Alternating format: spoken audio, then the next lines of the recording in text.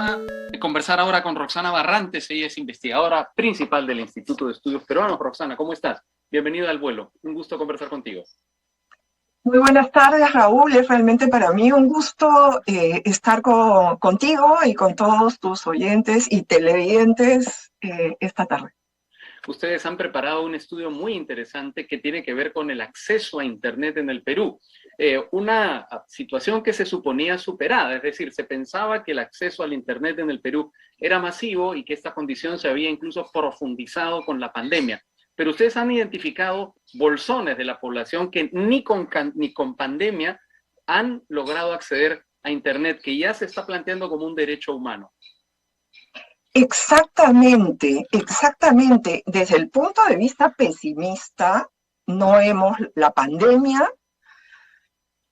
la pandemia no hemos logrado la universalización del servicio en términos de uso. La buena noticia, porque por supuesto todo vaso puede estar o medio lleno o medio vacío, la buena noticia es que la proporción de desconectados en las áreas urbanas, en las ciudades, centros poblados, etcétera, ha pasado de 15% a 8%. Sí. Muy importante. A la mitad más o menos, ¿no?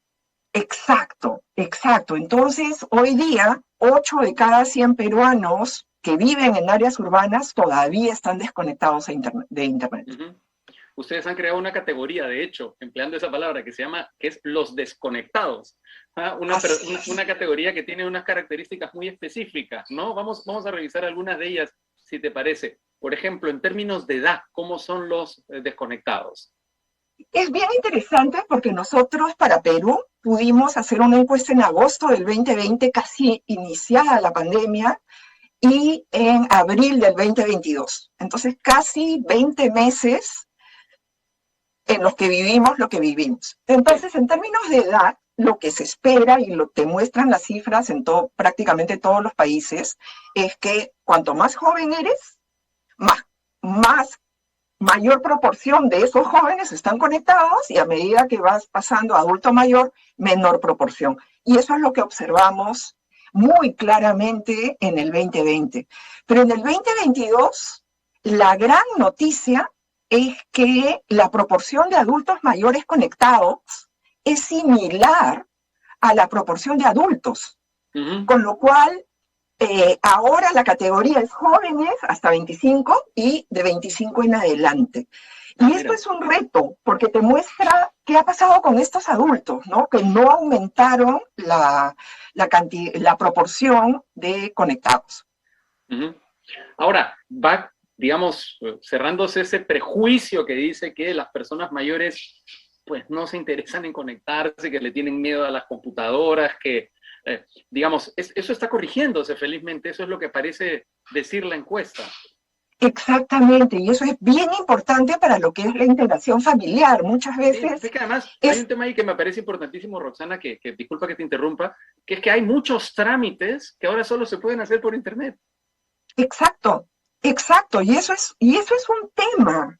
Ese es un tema bien importante, porque yo recuerdo mucho durante la pandemia que estábamos estudiando y estábamos haciendo estudios cualitativos, etcétera, que muchas veces las autoridades nos decían, pero consulta la página web, no hagas cola. Y yo digo, ¿cómo vas a consultar la página web si ni siquiera tienes un terminal que te permite hacerlo? Sí, totalmente. De acuerdo. Ahora, por género y nivel socioeconómico, ¿cómo son los desconectados? Por una gran noticia de la pandemia, dentro de los problemas de la parte optimista, es que la brecha de género en el Perú desapareció. Con la pandemia la proporción es similar de desconectados entre hombres y mujeres, y esto no es algo propio del Perú, ha pasado en otras partes, inclusive de países desarrollados como España o países de la Unión Europea que también tenían esta brecha de género. También ya no tenemos brecha de género. Entonces, tres buenas noticias. La proporción de desconectados se ha reducido a la mitad, menos 8%.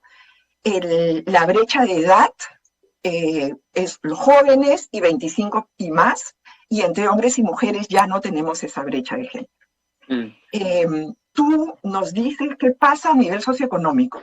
Y ahí, por supuesto, segmento nivel socioeconómico A estuvo 100% conectado desde siempre. Sí. Ahí no hay cambios ni para atrás ni para adelante porque el 100% está conectado, ¿no? Exactamente. Y en el B, claro, diferencias van, diferencias vienen.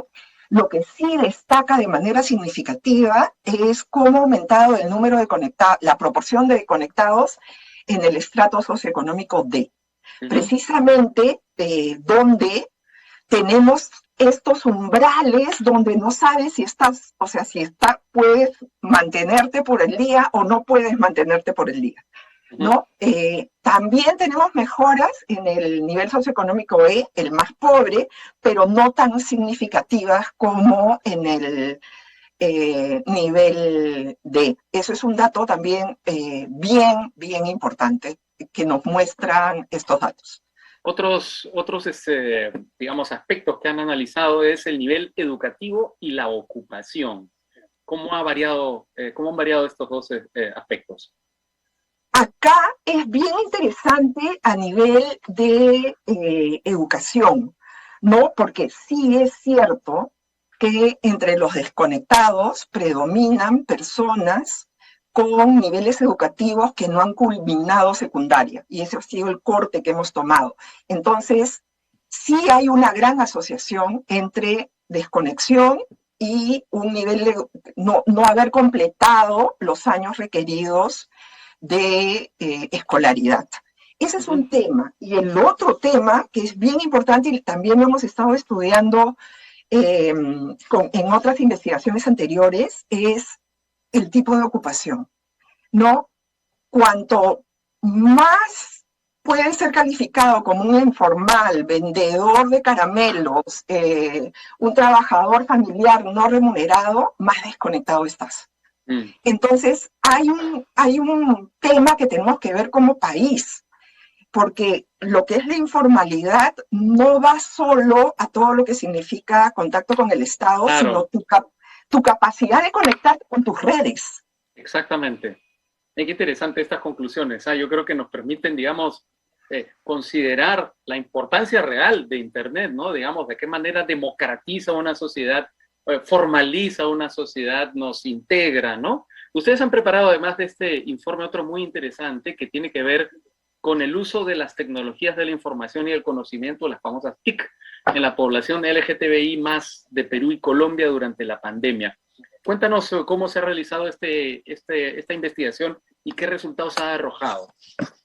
Pues supongo que han tenido un primer problema que es la oscuridad en la que están, digamos, las personas LGTBI más, ¿no? Que no son necesariamente públicas en esa condición. Y ese es un tema muy crítico, porque no hay manera de que abordemos una formulación de políticas basada en evidencia que pueda hacerse ciegos. Y dada la invisibilidad de las personas que son parte de esta comunidad, es que tenemos un montón de problemas y que inclusive nosotros estamos haciendo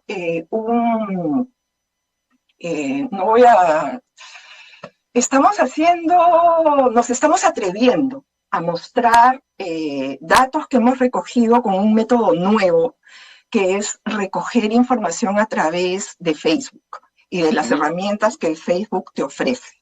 Entonces, claro, esto tiene limitaciones y no tuvimos la acogida que pensábamos que íbamos a tener, pero igual nos parece valioso mostrar la información que las personas que respondieron han compartido con nosotros. Como son usuarios de Facebook, tienden a estar muy conectados en general, tienden a tener smartphones, y ese es un dato bien interesante de la otra encuesta de Perú, que las personas desconectadas suelen tener solamente dispositivos básicos, ¿no? Los apitos, que le llamamos acá claro, en el Perú, ¿no? Como hemos recogido para la comunidad LGBTI a través de Internet, la mayor parte de ellos son educados, tienen smartphones, suelen utilizar Internet cotidianamente. Solo tuvimos, y ahí quizá me adelanto a una de las preguntas por el tema de tiempo que ahorita nos come un poco en la televisión tan dura, que es el tema. Nosotros esperábamos recoger más testimonios sobre el tema del trabajo sexual, que a veces es el único disponible como medio de vida para la población trans. Solamente una persona compartió, otras 3 personas dijeron prefiero no responder, con lo cual ya nos daban un indicador que ese era un tema crítico sobre el cual necesitamos más información. Y acá voy a usar una palabra media complicada, pero tú me vas a entender, y nuestros oyentes y televidentes también. Nuestras sociedades, que son un poco pacatas, nos hacen difícil recoger información de trabajadores sexuales que existen y son demandados, trabajadores y trabajadoras, por supuesto, y tenemos muy poca información y pocos elementos de política para mejorar su bienestar. De acuerdo. Nos ha vencido el tiempo, Roxana, efectivamente, pero justo lo estaba coordinando mientras hablaba contigo. Creo que es un tema muy interesante para seguirlo desarrollando, así que mantengamos el contacto para profundizar más la situación que tiene que ver con los desconectados, tanto dentro de la comunidad LGTBI como dentro de Colombia y el Perú, como dentro de la sociedad de todo nuestro país. Roxana Barrantes, investigadora principal del Instituto de Estudios Peruanos, con esta investigación tan interesante. Un gran gusto poder conversar contigo. Un gran gusto, Raúl. Gracias. Hasta pronto.